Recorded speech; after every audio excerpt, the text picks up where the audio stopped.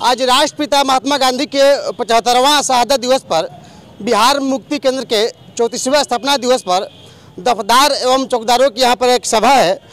जानकारी के लिए बता दूं कि पूरे शाहबाद क्षेत्र से यहाँ पे चौकीदार दफदार लोग आ रहे हैं और किस संबंध में ये शहादत दिवस पर बैठक है और क्यों इनको चौकीदार एवं दफदार की एक कमेटी बनाई गई है। क्या नाम है आपका? डॉक्टर संत सिंह, राष्ट्रीय महासचिव है अखिल भारतीय दफदार चौकीदार कोतवाल पंचायत।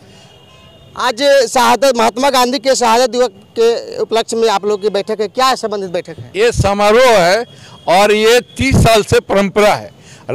ये बिहार के जो आर्थिक बेइंसाफी हुई है, बताना चाहूँगा कि आज़ाद भारत के पहले समृद्ध राज्यों में बिहार तीसरे नंबर था और केंद्र की मारक नीति के चलते वो नीचे चल गया और इसको समाप्त करने के लिए और बिहार के आर्थिक बेहतरी के लिए हमारे अन्नदाता भाग विधाता राम मोहदेश जी ने बिहार मुक्ति केंद्र की स्थापना की और बिहार के बेहतरी के लिए हम लोग लड़े।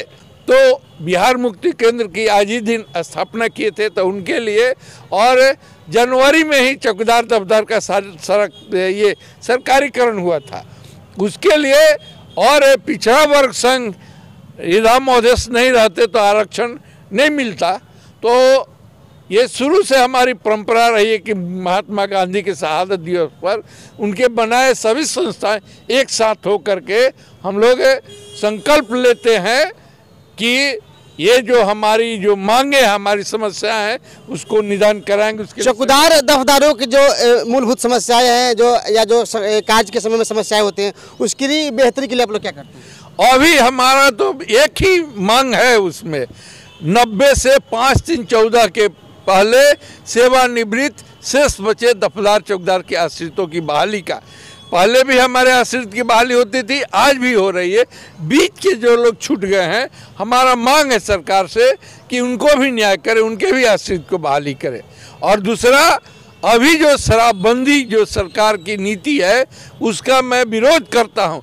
ये कानून बनाया सरकार कि जहाँ शराब मिलेगा वहाँ के थानादार और चौकीदार को निलंबित किया जाएगा, इसका मैं विरोध करता हूँ।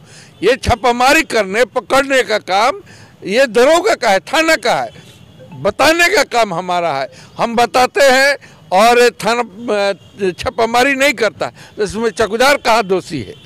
हम उसका विरोध करते हैं और मांग करते हैं कि शराब नीति में सरकार अपना ये संशोधन करे नियमावली में। यदि चौकीदार की कहीं गलती है तो निलंबन करे, लेकिन ये जो है ये बलि जो बकरा बना करके हम लोग को रेता जा रहा है ये समाप्त किया जाए।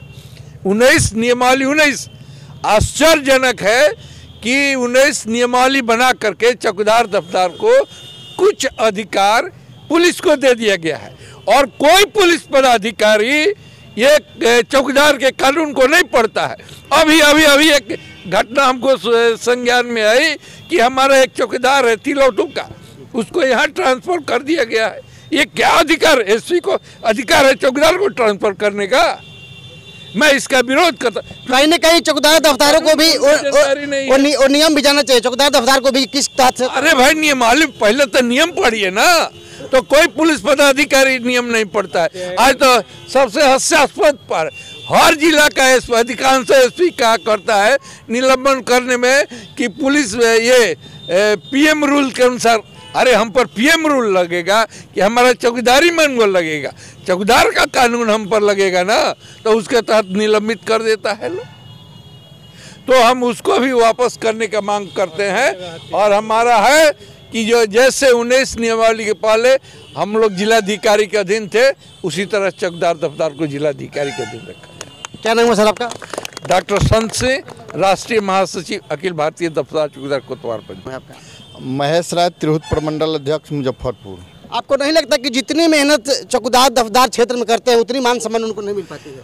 उनको मान सम्मान नहीं मिलने में हमारे चौकीदार भी दोषी हैं, इसलिए कि वो अपने अधिकार को समझ नहीं रहे हैं और संगठित नहीं है। असंगठित का ही कारण है कि हमारे चौकीदार दफ्तार का शोषण दिन दूना रात चौगुना बढ़ा जा रहा है। ये सही बात है। ये आपने एक अच्छी बात कही कि संगठन नहीं है और अपने अधिकारों को नहीं जानते, और अपने अधिकार को नहीं जानते हैं। इसलिए जिस दिन वो अपने अधिकार को जान जाएंगे और लड़ना सीख जाएंगे, हमारे नेता कहते थे कि पग पग पर लड़ना सीखो। जिस दिन वो लड़ना सीख जाएंगे, नेता की बातों में आ जाएंगे, उस दिन वहाँ से आज़ादी मिल जाएगा। इसका हमारा दावा है कि उस दिन से चौकीदार दफ्तार आज़ाद हो जाएगा। इसलिए मैं इस चैनल के माध्यम से मांग करता हूं कि चौकीदार दफ्तार अपने हक और अधिकार के लिए पग पग पर लड़ना सीखे, तभी जाकर के न्याय मिलेगा। और हमारे नेता ने कहा था कि जैसा नौकर थानेदार वैसा नौकर चौकीदार, बैठ बेगारी नहीं करेगी थानेदार का चौकीदार।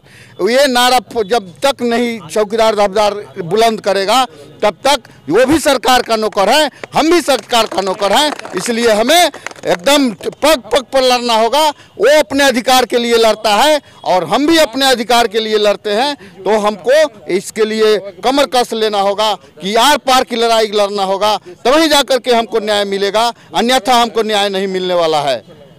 मतलब कई मायनों में भी चौकीदारों को बलि का बकरा बना दिया जाता है। एकदम निश्चित ही दारू शराबबंदी जो नीति है, इसमें तो हमारे चौकीदार को, कल हम लोग गए थे तो चौकीदार हमारा कैदी एस्कॉर्ट कर रहा है, डाक ड्यूटी कर रहा है, बैंक ड्यूटी कर रहा है, जिससे सरकार सारी मनाही है। सरकार को आदेश है कि नहीं कराना है। एसपी भी निकाले हैं, डीएम भी निकाले हैं, फिर भी कल थानेदार हम गए थे अकोड़ी कोठी में, तो वहाँ के थानेदार कैदी इसको डाक ड्यूटी करा रहे हैं। तो हम लोग ने उनसे बोला कि चौकीदारों से कि जो कमान दिए हैं उसको आप लोग लेकर के आइए और लिख करके दीजिए। 7 तारीख को हम लोग गृह सचिव महोदय से मिल करके आपके समस्याओं को रखेंगे और वहां से निदान कराएंगे।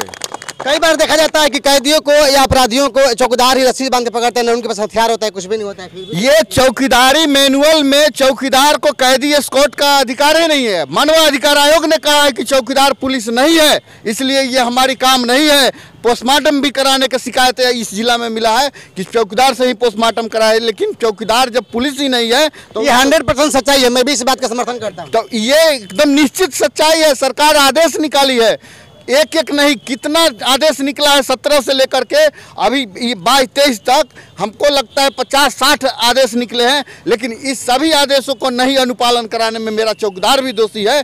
इसका हम लोग अपने माथ पर ठिकरा फोड़ते हैं, इसलिए कि जब तक हम नहीं संघर्ष करेंगे, लड़ेंगे नहीं, तब तक ये थानेदार का मन बढ़ी बंद नहीं होने वाला। एक सवाल है, कैसे होगा?